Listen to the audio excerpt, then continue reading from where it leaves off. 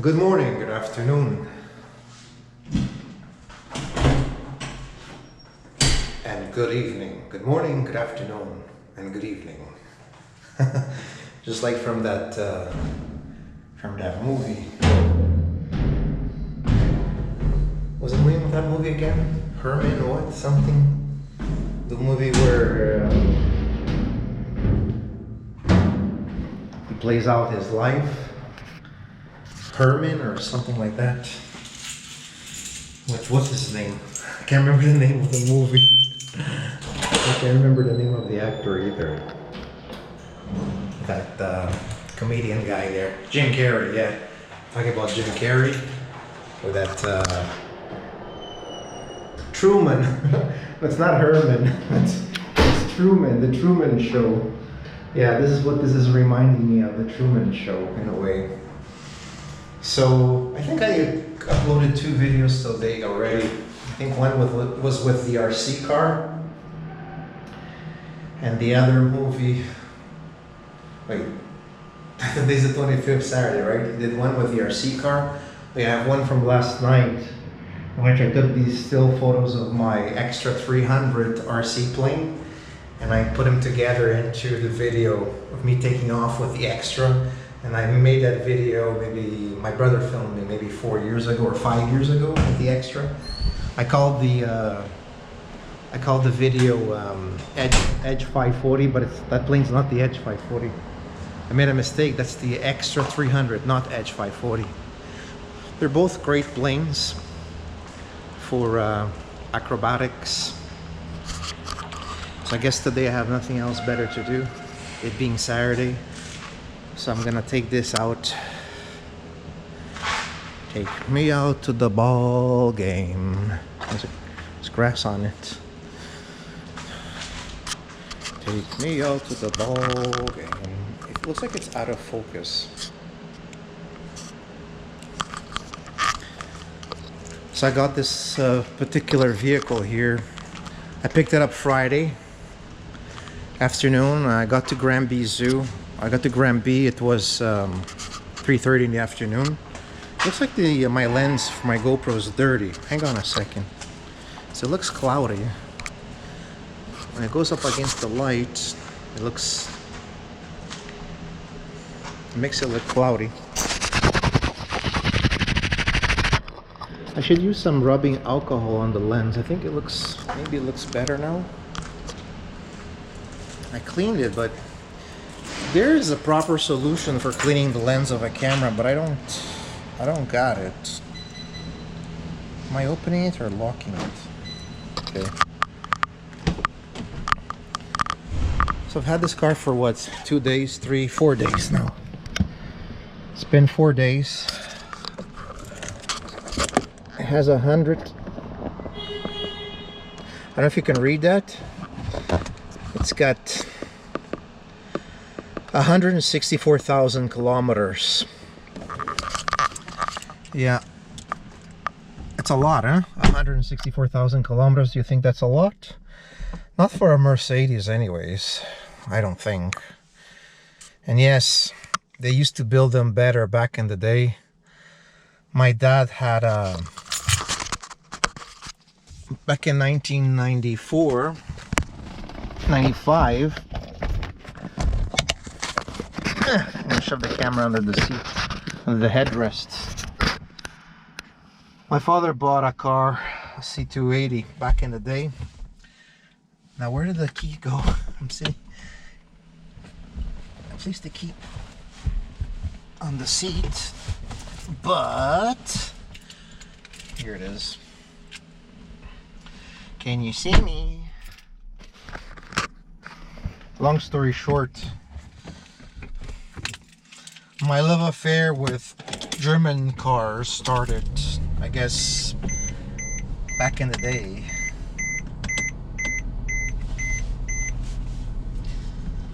When I came back to Canada from Brazil, back in those days you didn't have many imports. Brazil wouldn't allow imports to come in for cars. So there is still a lot of national brands, but when you talk about national brands, you're talking about Ford product and Chevrolet product, and there was a lot of different models from Ford and Chevrolet in Brazil, and until this day they still exist. So the Brazilians call those cars national cars. It's very tight with this car. The Mini used to fit in the parking spot a lot easier, but I have to wiggle my way out of here. Car's a little bit wider, a little bit longer.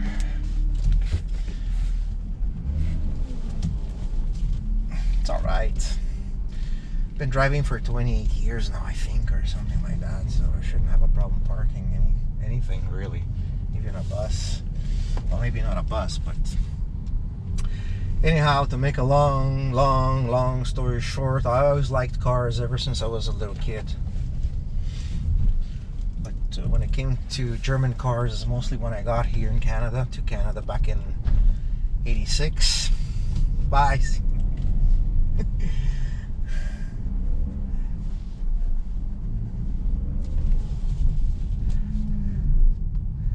So let's fast forward that, and father bought in 1994 a 1995 C280, picked it up in September of 94, but it was a 95 model C280.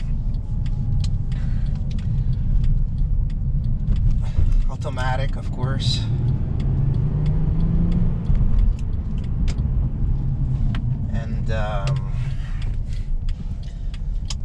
And I've kept it for a while after he passed away. Go idiot. I want to make a U-turn. Probably thinks I'm the idiot because I'm making the U-turn. But that's alright. I usually make a U-turn there when I go the opposite way. So anyways, I started with the BMWs. First I had a Subaru.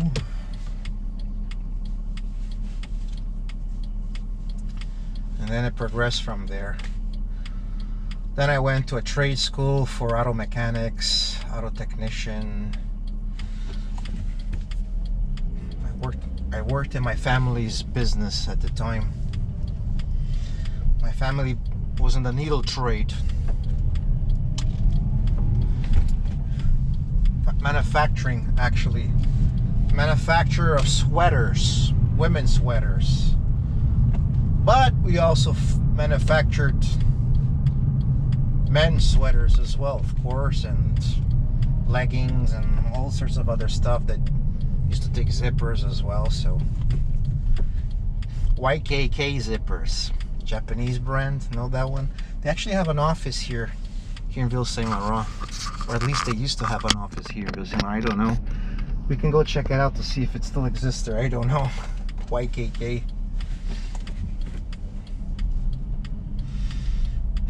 I'm getting off track, but anyways,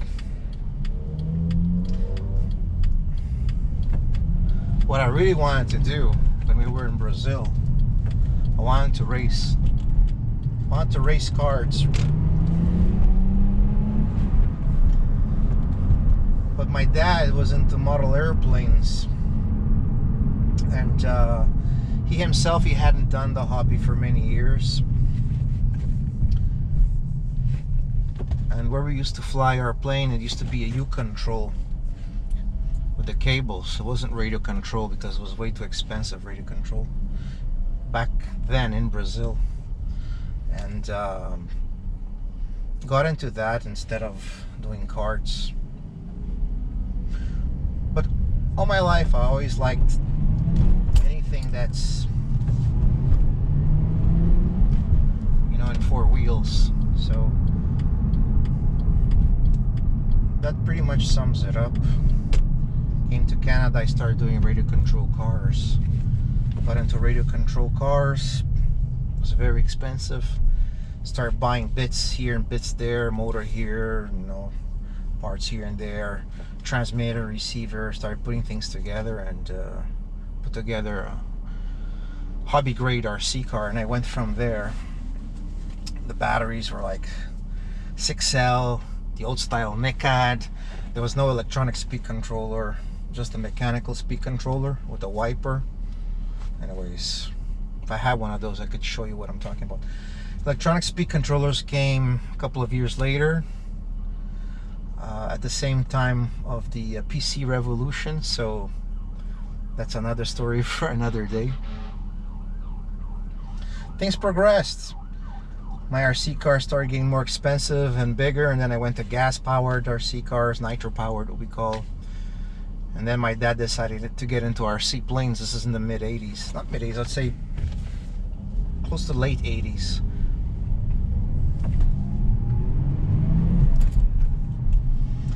And that's how come I have my radio control hobby for airplanes and for cars. So after my father passed away, I wasn't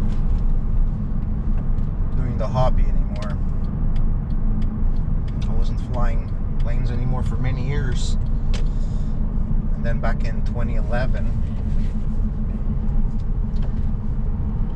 I decided to get back into it. And the big electric craze started to kick in with LiPo batteries and ESCs and all that stuff, and lightweight foam planes and lightweight balsa planes, because they changed the design and technology for balsa. Back in the day, balsa planes used to be really heavy, and the wood used to be really thick, and the planes inadvertently came out to be quite heavy, and they used to fly almost like bricks. But the modern designs, because of the advent of computer and CAD and all that stuff, the modern RC plane is riddled with holes, and those are specifically engineered and designed strategically to go in certain areas where the plane is structurally sound, structurally it's solid, but at the same time to alleviate weight. And that's where the electric motor comes in. This is why we're able to achieve, flight with electric planes. And also the time of flight, 5 minutes to 8 minutes, is achievable nowadays. Anyways, back then it would be very difficult to achieve that, because given the weight of the plane, to have an electric plane, it wouldn't be so great. So where am I going? To the park for a walk. I completely got way off track, way off topic, but that pretty much sums up the process and the progress, how I got into cars and really liking cars, specifically German cars. It was after my dad bought the C230 back in the mid-90s. So, and then after that I got a BMW, and after the BMW I bought a Honda, but that's a story for another day. But ever since that era, I've been onto these cars, and I always wanted to have one of these in a manual. So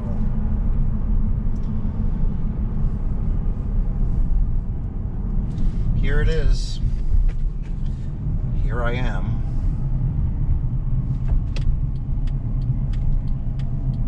I go back.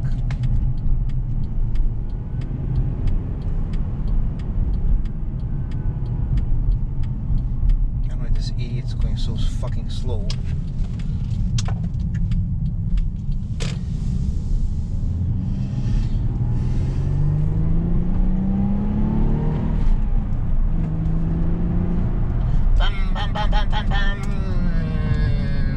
No paddle shifters on this one.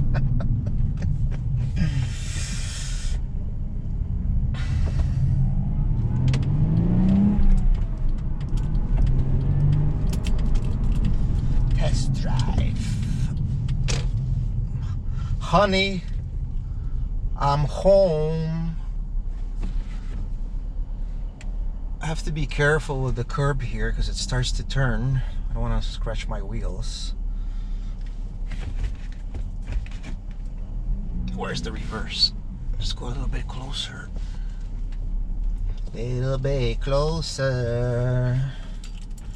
Leave it in first. Here's the parking brake. I think it needs to adjust the cables. Where's my wallet? Ah, here it is. Anyways, I got off track a lot, but you get the gist. It's history. Of course, there's a heck of a lot more to it than just that. But this particular vehicle, so manual transmissions, 6-speed, rear wheel drive, so differential sitting in the back. There's a drive shaft longitudinal going to the back to that differential, and the drive shafts, the CV joints, everything is at the back because it's a rear drive. Engine sits not transverse but longitudinal. I guess you can say engine sits longitudinally. I don't know if that's right to say. It is not a transaxle because the engine sits longitudinal, so does the transmission as well. Longitudinal, not transverse. So there's a great weight distribution.